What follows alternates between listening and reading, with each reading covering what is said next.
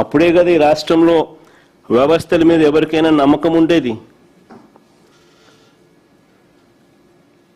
ఉద్యోగాలకు సంబంధించి ఇంకా నెక్స్ట్ పాయింట్కి పోతే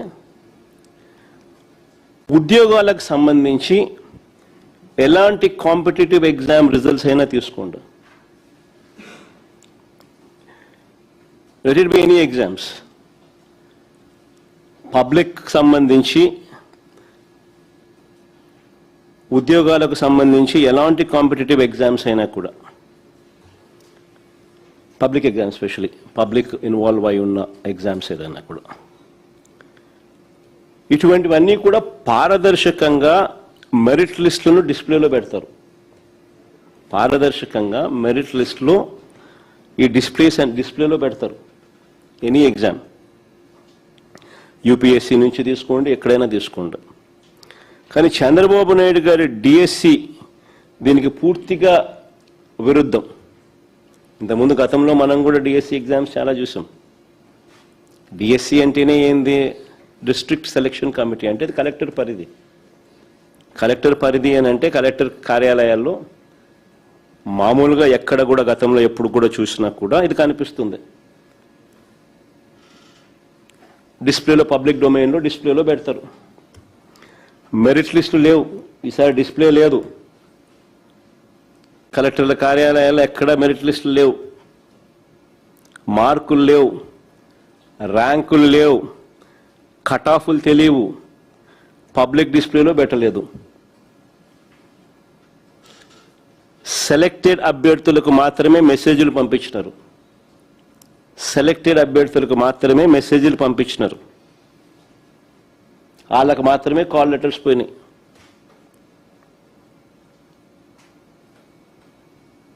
అసలు డిఎస్సి అంటేనే ఇంతకుముందు నేను చెప్పిన డిస్ట్రిక్ట్ సెలక్షన్ కమిటీ అంటే జిల్లా స్థాయిలో కలెక్టర్ల నేతృత్వంలో జరిగేది.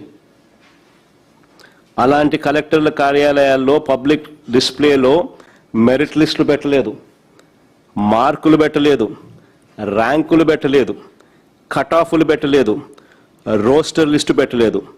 మొత్తం ప్రక్రియ అంతా సెంట్రలైజ్ చేసినారు.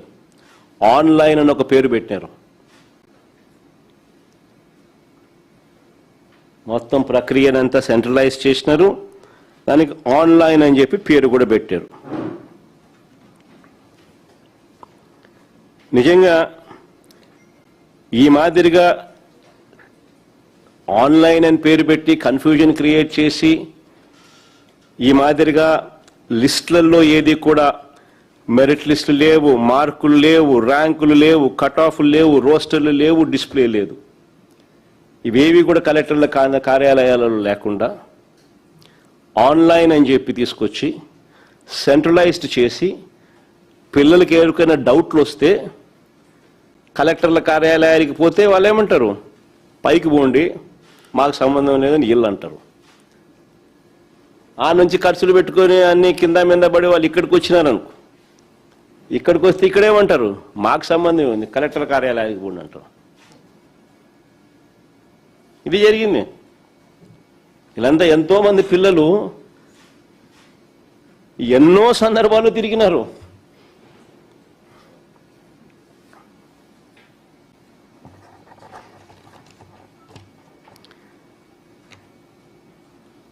ఇక్కడ ఇచ్చిన కట్ ఆఫ్ మార్కులు రోస్టర్ ఆధారంగా పరీక్షలు రాసిన వారు మామూలుగా అయితే ఇవన్నీ కూడా డిస్ప్లేలో పెడతారు, ఇవన్నీ కూడా చూస్తారు. మెరిట్ లిస్ట్ అయితేనేమి, మార్కులు అయితేనేమి, ర్యాంకులు అయితేనేమి, కట్ ఆఫ్ అయితేనేమి, రోస్టర్ అయితేనేమి, ఇవన్నీ కూడా చూసుకొని ఎవరికైనా ఏదైనా డౌట్లు ఉంటే కలెక్టర్ కార్యాలయంలో అడిగితే వాళ్ళు డౌట్స్ కూడా క్లారిఫై కూడా చేస్తారు. మామూలుగా ఈ ప్రక్రియ మొత్తానికి సున్నా. చివరికి ఏం చేసినారు? వాళ్ళకి మాత్రమే, సెలెక్టెడ్ పీపుల్కి మాత్రమే మెసేజ్లు పోయినాయి, వాళ్ళకి మాత్రమే కాల్ లెటర్స్ వచ్చినాయి. సరే, సెలెక్టెడ్ లిస్ట్లో ఉన్న వాళ్లకు కాల్ లెటర్స్ వచ్చినాయి, అది 1:1. అంటే ఒక ఉద్యోగానికి ఒకరిని మాత్రమే పిలిచినారు. అంటే నువ్వు సెలెక్ట్ అయినావు అనే కదా అని అర్థం. subject to the condition that your documents are all authentic and genuine. మీ డాక్యుమెంట్లు అన్నీ కూడా జెన్యున్ ఆథెంటిక్ అయితే మీరు సెలెక్ట్ అయినట్టే కదా. 1:1 పద్ధతిలో పిలిచినారంటే దాని అర్థం అక్కడ రూల్ నెంబర్ 20 కూడా చూడండి ఒకసారి. 1:1 పద్ధతిలో కాల్ లెటర్లు ఇచ్చి రూల్ నెంబర్ 20 కూడా అదే చెప్తుంది. ఇది సెలక్షన్ రూల్స్. ఈ సెలక్షన్ రూల్స్లో ఒకసారి గమనిస్తే సెలక్షన్ రూల్స్లో కూడా క్లియర్ కట్గా రూల్ నెంబర్ 20 ఇదే చెప్తుంది. గమనిస్తే దాంట్లో క్లియర్ కట్గా ఏమని చెప్తా ఉన్నారు, డిస్ట్రిక్ట్ సెలక్షన్ కమిటీకి సంబంధించిన రూల్స్ క్లియర్గా కూడా రాస్తూ లాస్ట్ 6th పాయింట్ చూడము ఒకసారి. If the certificates are not found to be genuine అంటే సర్టిఫికెట్ ఆఫ్ వెరిఫికేషన్ అంటే పైన ఏమని రాసినారు, district selection committee shall prepare the merit cum roster list as per the rosters available, notified duly, observing the rules, orders issued by the government from time to time. అంటే అన్ని rules పరిగణలోకి తీసుకొని అన్ని జీవోలను కూడా పరిగణలోకి తీసుకొని district selection committee shall prepare the merit cum roster list. Number 1. With regard to the reservations of meritorious sports persons, the rules issued by GO number 4, Youth Advancement, Tourism and Culture, Sports dated 19/4/2025, read with GO number MS number 47. అంటే ఆ rules ను కూడా పరిగణలోకి తీసుకొని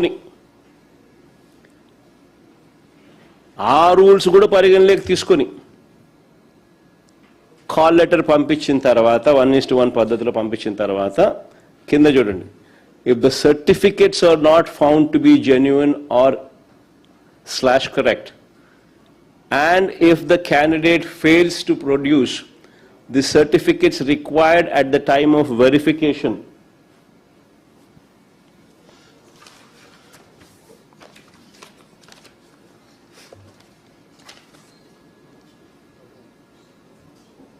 such candidates shall forego the right of selection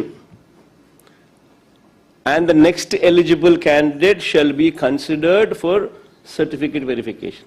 Otherwise ఇచ్చేయాల, otherwise ఉద్యోగం ఇచ్చేయాల, అంతే కదా. వెరిఫికేషన్ ప్రాసెస్ రాసినారు, 1:1లో కాల్ లెటర్లు ఇచ్చి పిలిచినారు, వెరిఫికేషన్ ప్రాసెస్లో క్లియర్గా రాసినారు, if the candidates are not found to be genuine /correct and if the candidate fails to produce the certificates required at the time of verification or if the candidate is absent for verification of certificates, such candidates shall forego the right of selection and the next eligible candidate shall be considered for certificate verification. And otherwise, if the certificates are genuine, then he is bound to get a job. అంతే కదా. ఇలా 1:1లో call లెటర్లు పిలిచి వెరిఫికేషన్కు రమ్మని చెప్పి క్యాండిడేట్లను రమ్మని చెప్పి దీని అర్థం ఏమిటి? దీని అర్థం ఒక పోస్టుకు ఒక అభ్యర్థినే కదా దీని అర్థం. ఎందుకంటే ముందుగానే government merit, rooster, vertical reservations ఇక్కడ రాస్తున్నారు చూడు, హారిజాంటల్ రిజర్వేషన్స్, ఇవన్నీ చూసిన తర్వాతే కదా కాల్ లెటర్ జారీ చేశారు. క్లియర్ కట్గా ప్రొసీజర్లో కూడా రాసినారు, రూల్ నెంబర్ 20 ప్రొసీజర్లో కూడా క్లియర్గా రాసినారు. The district selection committee shall prepare the merit cum roster list as per the rosters available, notified duly observing the rules, orders by the government from time to time. అంటే అన్ని జీవోలు చూసిన తర్వాత they will issue the prepare the merit cum roster list అంటే selected list. ఇవన్నీ కూడా జీవోలు అన్ని కన్సిడర్ చేసి, సో గవర్నమెంట్ దగ్గరనే ముందుగానే మెరిట్ ఉంది, మెరిట్ లిస్ట్ ఉంది, రోస్టర్ లిస్ట్ ఉంది, వర్టికల్ రిజర్వేషన్స్ ఉన్నాయి, హారిజాంటల్ రిజర్వేషన్, ఇవన్నీ చూసిన తర్వాతనే కాల్ లెటర్లు జారీ చేశారు 1:1 బేసిస్లో.